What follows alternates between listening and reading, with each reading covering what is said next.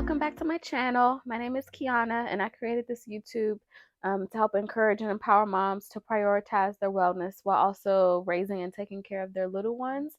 Um, I discuss all things relating to health, wellness, fitness, nutrition on this YouTube channel. Today, I will be discussing my birth story from my first child, my daughter. She is 2. I also have a 1-week-old baby boy. So let's start with Aubrey. That's her name.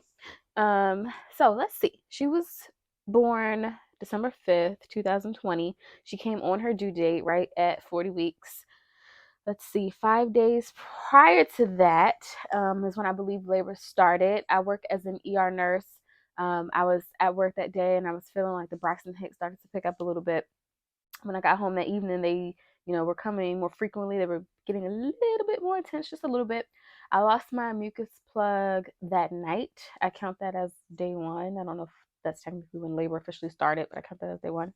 So I tried to go to sleep that night. I was not able to sleep very well. So I got up around 2 and I went downstairs and just tried to cope with the pains. They were getting a little bit more intense, but they weren't regular. They were like every 6 minutes, every 7 minutes, every 10 minutes, every 4 minutes. They were just kind of all over the place.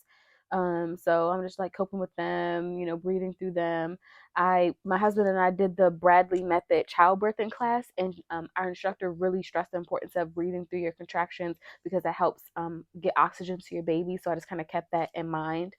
She also said it was important to keep moving, and I did notice that swaying and like being on my feet helped a lot more to cope with the labor pain. Like that was one reason I wasn't able to lay down. Anytime I tried to lay down and get some rest, it was just like unbearable.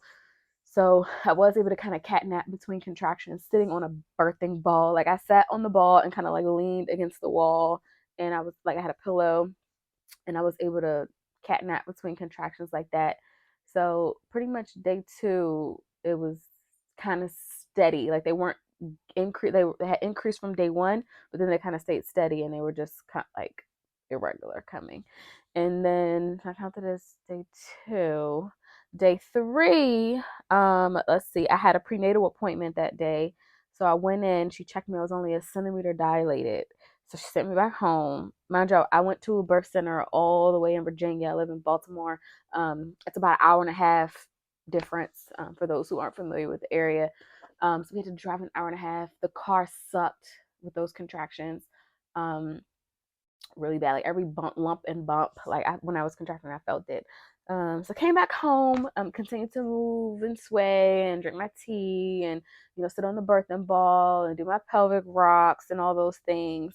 And then at the prenatal appointment, she did swipe my membranes.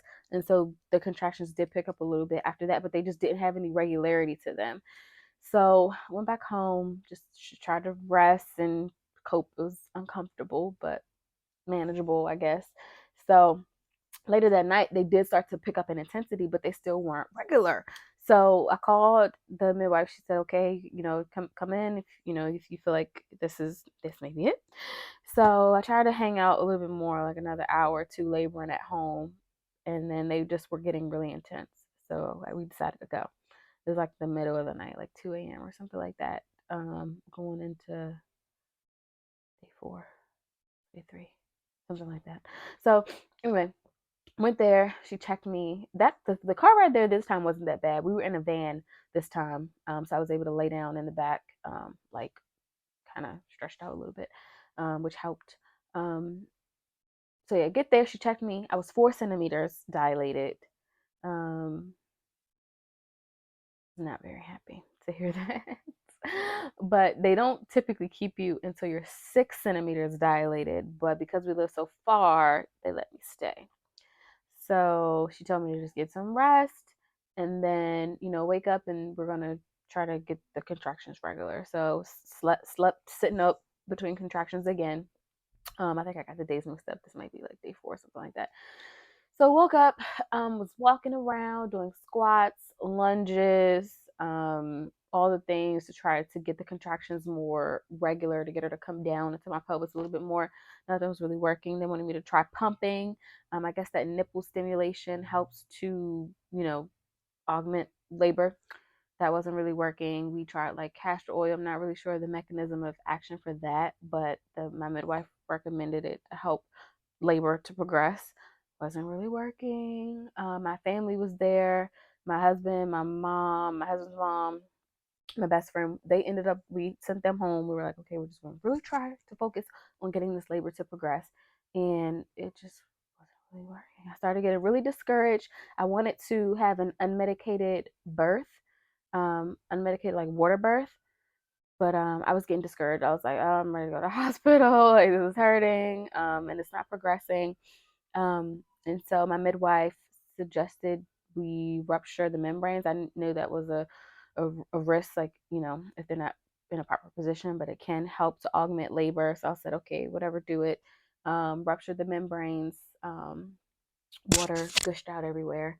And then after that, I had bloody show, so which meant things were starting to progress a little bit. The contractions did start to get a little bit more regular. They started to get a little bit more intense. So I was like, I started to get a little bit of hope, like, okay, we're getting some action now. So, continued to progress with the labor pains.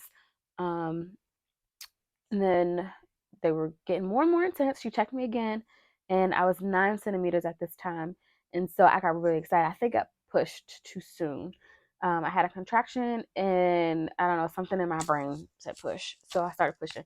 And then I was like, I'm going to get her out of here. Get her out. And then next thing I know, baby's crying. Back. Baby needed to nurse. So anyway, like I was saying, so I started to push, and then shortly after that, her heart rate started dropping. And the midwife basically said that she was concerned and she didn't want to, she didn't think that we should proceed with trying to push her out there at the birth center, and that she wanted to transfer me to a hospital. So I said, okay, ambulance came, transferred me to the nearest hospital.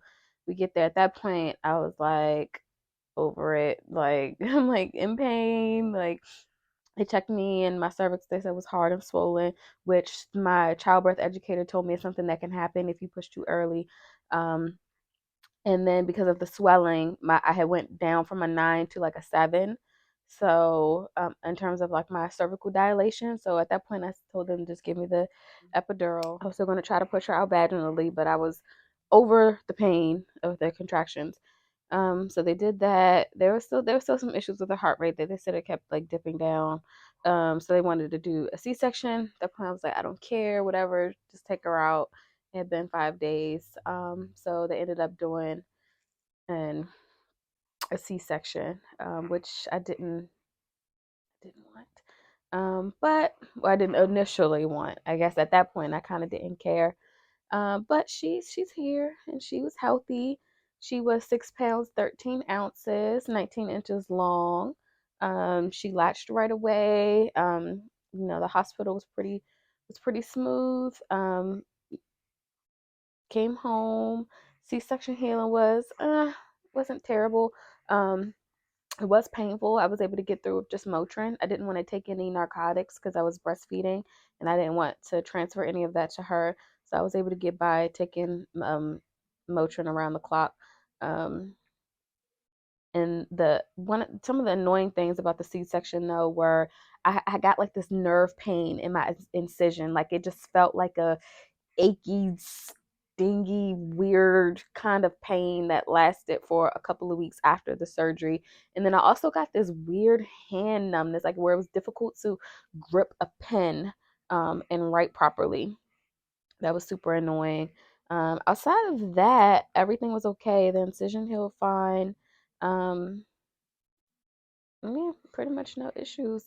Um, yeah, that's pretty much my birth story with a C-section. There are a few things that I think I could have done differently with that pregnancy. I don't think I exercised enough. My midwife had told me about spinning babies and different exercises that I could do to get her in a better position to be able to deliver her vaginally.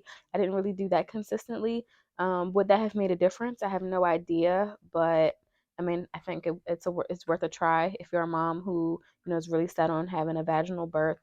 Just definitely doing everything that you can before labor starts to get your baby in an optimal position to be delivered. She was way too far forward. I think she was posterior.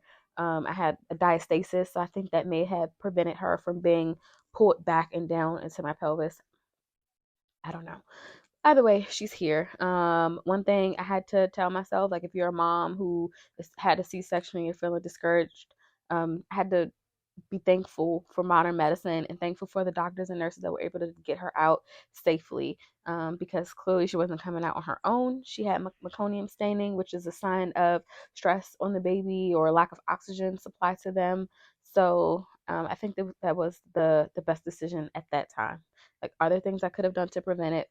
Possibly, but we're here now. She's 2, she's thriving, she's running, she's jumping, she's doing all the things. So all I can say is, stay strong, be confident in the decisions that you've made, and just make the best of it.